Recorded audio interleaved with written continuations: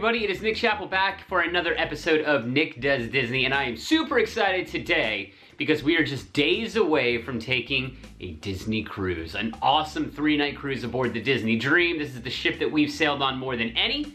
This will be our 7th Disney cruise and the 6th on the Dream. We've done one fantasy cruise, but we actually have a couple of other cruises already booked coming up that will be on the fantasy, but this cruise is also very awesome because we leave on Valentine's Day, and it's just myself and my wife. That's right, no kids on this cruise. Who says Disney is just for kids? Because it's absolutely not. It's gonna be a lot of fun. We actually cruised last February at the same time, except we left the 15th. So we weren't on the cruise ship on the 14th. We actually boarded on the 15th. So I don't know if they do any kind of little special sweetheart kind of things for Valentine's Day or not. I know some of the lesser holidays, you know, not Halloween or New Year's or Christmas, sometimes they do things for the 4th of July. I think they do some things for Easter. I don't know if they do anything for Valentine's Day, so pretty excited to check that out as well. But since I'm just days away, now it is time to get packing for this awesome cruise. My wife has been packed for a few days now, but I'm not a guy who packs super far ahead of time, so I'm getting everything together now, and I thought, you know, I've seen a lot of those videos on YouTube before for other vloggers who do packing videos, so I thought, why not give it a whirl? So today we're going to talk about what you need to bring with you on your Disney cruise, and I'll show you some of the things that I'm packing up to get ready to go on this fantastic cruise. And I'm actually dealing with a really gnarly ear infection right now. I've had like a chest head cold thing for about a week thanks to my youngest one who got sick and gave it to me. So hopefully this ear infection is all better before we leave. I don't want to fly with that and have to deal with that on board. So I'm on my meds now, so hopefully I'm 100% by that time. But right now, it is time to kick off this packing video for our upcoming cruise. So there's a ton of stuff that you need to consider before you even come close to leaving for your cruise. For example, if you are a Castaway member, you can do a lot of things before you even leave for your cruise. Now, maybe you don't know what a Castaway member is. Disney Cruise Line considers you a Castaway member, a Castaway Club member, as soon as you complete your first sailing aboard any of the Disney Cruise Line ships. So right after your first one is completed, you are officially a silver member. After you complete 5, you're gold, and after you complete 10, you are platinum. And there are some benefits that come with that, like you get to book some of your onboard activities before a lot of other people, and it just depends on what tier of Castaway Club member you are, and I can never remember the exact days for everything, so I'll run down it right now for you. So if you're a platinum member, you get to book a ton of things 120 days out before your cruise. If you're gold, that's 105, silver, 90 days, and if you're a first timer, you don't get to book anything until about 75 days before your cruise. But it is vital to book certain things as soon as your window opens. Like if you want Palo brunch, if you want Palo dinner, you need to make those reservations as soon as your booking window opens, especially those Palo brunches. Those go super fast. They're only available on sea days. And what we found out, if you don't have a sea day, we're only doing a 3-nighter. It is usually the Nassau day. It's usually not the Castaway day. It's usually the Nassau day. So super important once your booking window opens for any specialty dining. Again, that includes both of those Palo meals. It includes Remy. You can also book cabanas on Castaway Key if it gets that far. Usually those things are booked up by the concierge guest, and you're never going to see them outside of maybe even Platinum for the most part. You can also do things, what else can you do? You can book onboard activities, like if you want the Goofy Sports Simulator. I don't know if it's Goofy Sports Simulator, but the Sports Simulator deck, you can book that far out. You can do things like the Bibbidi Bobbidi Boutique. I know there's a couple of other activities you can book ahead of time as well. So you want to get those done. Also your excursions for whatever islands you're going to. Castaway has some popular things like the Stingrays and all that, and any other island you're going to. So if you're a Castaway Club member, you need to book any excursions and dining you want as soon as your date opens up. That is one thing you're going to do before the cruise, and I have my notes here. So you definitely want to do that. Also, before you leave, you can do other things like register your kids for the kids clubs. This knocks out a lot of extra paperwork you would have to do once you get to the cruise terminal. So you can fill out all the information they need, any dietary things, all their info.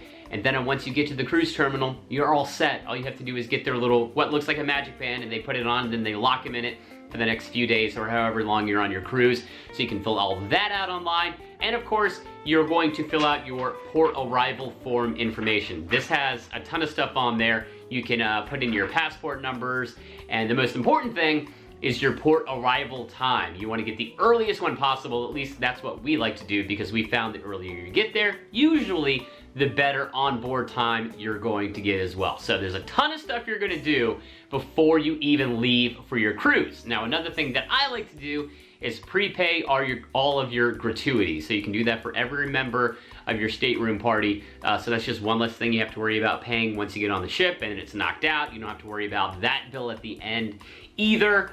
What else? Prepaid gratuities, ground transfers. This is another thing. So typically, we always get in, not typically, we always get in at least one night before we leave for our cruise. You are really playing with fire if you decide to come in the day of your cruise. You never know what's gonna happen, especially in the winter. You could have like a freak winter storm, snow, who knows. In the summer, you could be dealing with thunderstorms, mechanical issues. You never know. I mean, there are a million reasons why your flight could get delayed or even canceled. So you do not want to risk flying in the day of your cruise. You always want to get in early, which means you're going to be in early. You're going to need some ground transportation to get from your resort to the cruise terminal. Typically what we've done lately is the minivans. We found that, you know, it's not cheap. I don't have it in front of me, but I think it's $240 each way, something like that. So it is expensive, but it's super duper nice. You get like your own special entrance. They bring you through to the terminal. You get to skip a bunch of the cars that are in line trying to get in. They pull up right next to the terminal. Get your own private little luggage drop-off area. So it is pretty convenient. And they've got the TVs in the car for the kiddos. They've got water and candy and all that kind of stuff. So we love to use the minivans. You can book that far out. You can also book the Disney Cruise Line bus that will pick you up at your resort. The reason we don't really like that is because it doesn't take you to the port until later in the afternoon. With the minivan, you can book it as early as 9:30 a.m. so you get to the cruise terminal right around 10:30. If you take the bus, I've heard you don't even get picked up till 11, 12 o'clock, so you're not getting to the terminal until 1, 1:30, 2 o'clock, some point later in the afternoon, and we don't like that. We'd like to get there as soon as you are allowed to get into the cruise terminal. So that is something else you need to consider. Maybe you're renting a car, you can drive yourself, whatever you're gonna do, you need to figure out your ground transportation before you head on down for your cruise. So that's something else that you want to do ahead of time.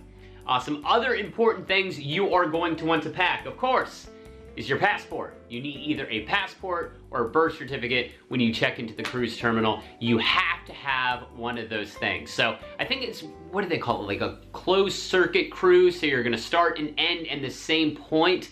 I think you're good to have a passport, or excuse me, a birth certificate for that. But if you were to go, you know, leave out of Port Canaveral and go on a transatlantic and end up in Europe, you would have to have a passport. A birth certificate is not going to cut it. So the easiest thing to do is just have a passport. This is going to get you out of a lot of binds. If for some reason you get stuck in Nassau or wherever else you're going, a birth certificate is not going to be as handy as a passport. So I would highly recommend going through the hassle and getting yourself a passport. I already showed you this. This is your port arrival form. You're absolutely going to want that when you show up to the cruise terminal as well. And another thing you want is cash. Now, once you get on board, anything you buy on the ship is just going to be charged right to your stateroom. So you don't even need a credit card or anything like that. But you are going to want a little bit of cash. You're going to need that for your porters. As soon as you get to the cruise terminal, you're going to drop off your bags with your luggage tags. This is another thing that you're going to get in the mail about a month out. They send you this little booklet. It used to be a whole lot more in there, but now it doesn't tell you a whole lot. It's just got your reservation number and all that jazz in there. And it comes with these luggage tags. So the night before you leave, you're gonna rip all these off and put them on whatever suitcases, duffel bags, anything you wanna check when you get to the cruise terminal. You're gonna put these on, and then you're going to give them to a porter, and then that's the last time you're gonna see your bags until they show up magically outside of your stateroom at some point later that afternoon, and they expect to be tipped. So typically you're gonna tip $1 or $2 per bag, so you're gonna wanna have cash for that.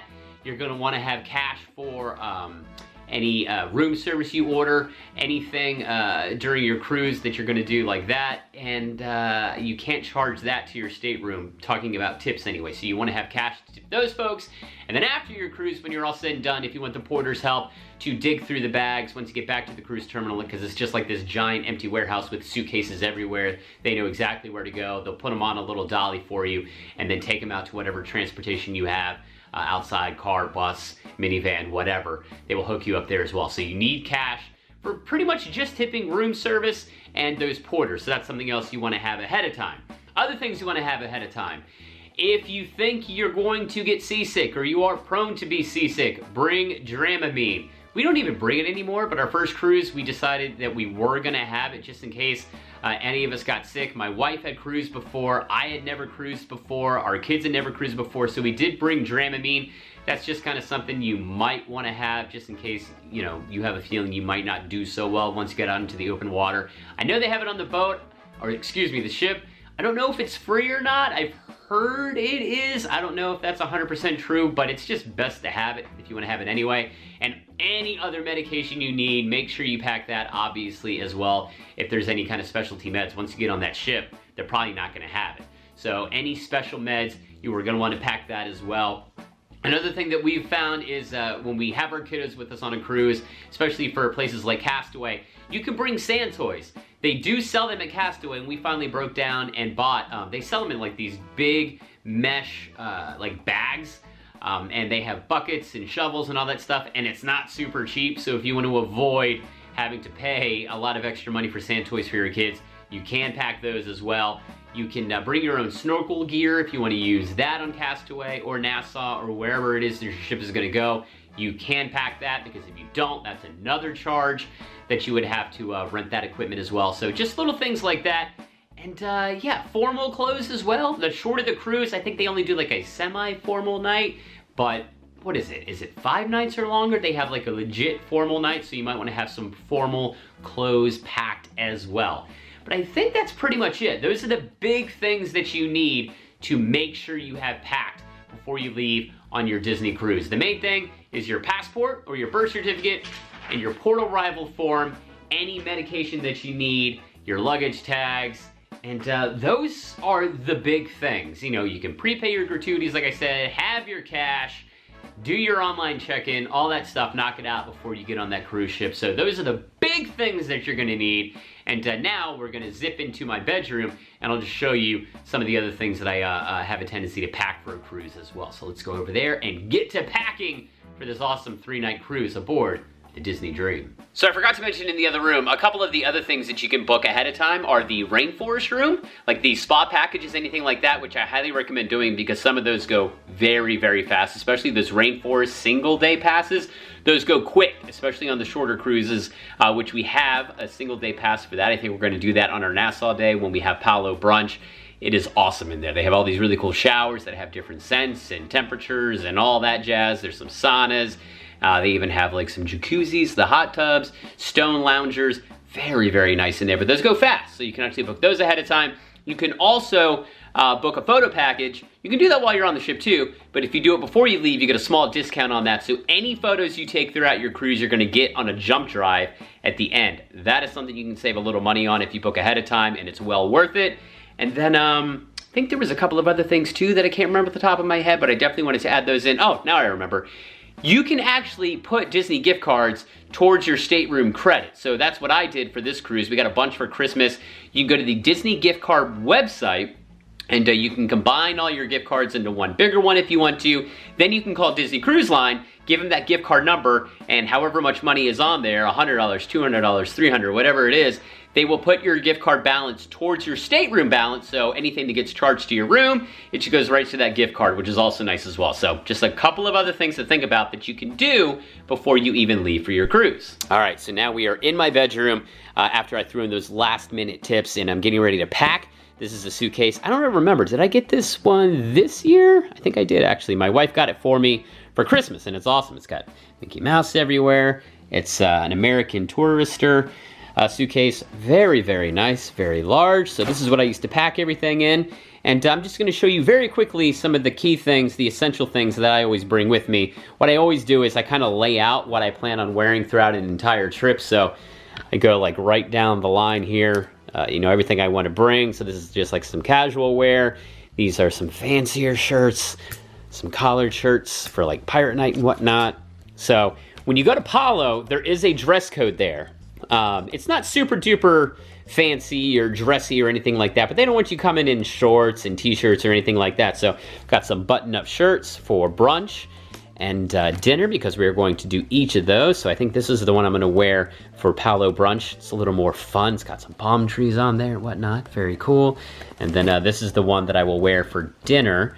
And then also packed a couple of nice pairs of, not dress pants, but long pants. I don't like to wear long pants, but I have to when I go to Palo. So that's pretty much it, man. I don't need a lot of clothes. We're only going to Disney for one night before, and then I'll have a pair of shorts for the day we get off the trip, but that's more or less it. Like I said, though, there are some dress codes for things like Palo, but when it comes to Remy, you have to get very fancy. So I had to get my fancy belt out, had to get my fancy shoes out, and then I just picked this up from the dry cleaner. This is my suit. You have to have a jacket, dress pants, dress shirt. I don't think you have to have a tie. I didn't wear one the last time anyway, but so I just picked this up from the dryer. So I think I'll put that on the bottom of the suitcase so it doesn't get messed up and it stays all nice and wrinkle free and all that stuff, and everything else can just kind of weigh it down so it doesn't get all wrinkled. But Remy, very fancy. They do enforce that dress code, and I've read online before that if you show up and if you're not up to snuff when it comes to your clothing, they will actually let you borrow like a jacket or anything like that. But your best bet is to make sure you have